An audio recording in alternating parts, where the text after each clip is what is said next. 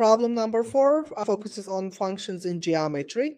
We have a cross-sectional swimming pool with a shallow end of 1.2 meter and the deep end of 2.0 meter. Additional dimensions are in the diagram also. A safety regulation states that the gradient of the slope floor should not be steeper than 1/3. So that means the regulation must be less than or equal to 1/3. And part A asks us to check if the pool meets the safety regulations. Now we need to find the gradient of the slope floor. Remember, the gradient can be calculated by dividing the change in vertical distance by the change in horizontal distance. So let's write that down. The gradient of the slope floor is change in vertical distance by change in horizontal distance. Now we need to find those vertical and horizontal distances. Let's use the other dimensions given in the diagram.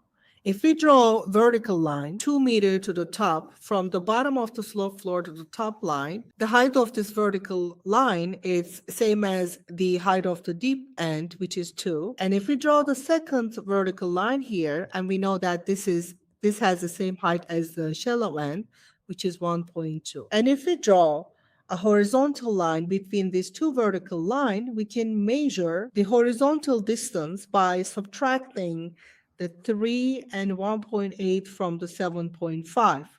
So we get, let's do it here, 7.5 minus 3 and 1.8. That will be equal to 2.7. Going back to the vertical distance can be found by subtracting 2 and 1.2. That lead us 0.8. Now we know these values, and let's substitute this into the formula, the gradient formula.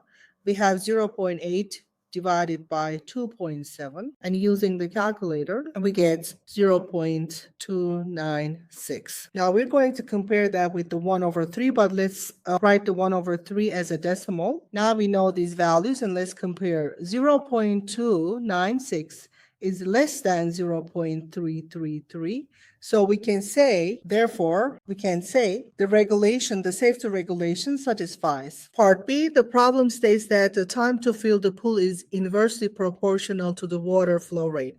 This means that if the flow rate increases, the time decreases. We can express this relationship as the time equal K over the flow rate. K is the constant of proportionality here. First, we need to find the value of K using the information. The flow rate is equal to 300 liters per minute and time to fill is 4.5 hours. But let's first convert the time to minutes to match the flow rate units.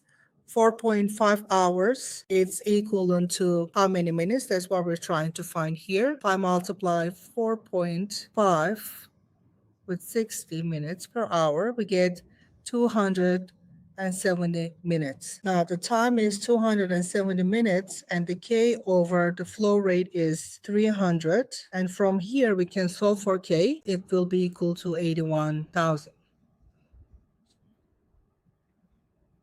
Now we know the constant.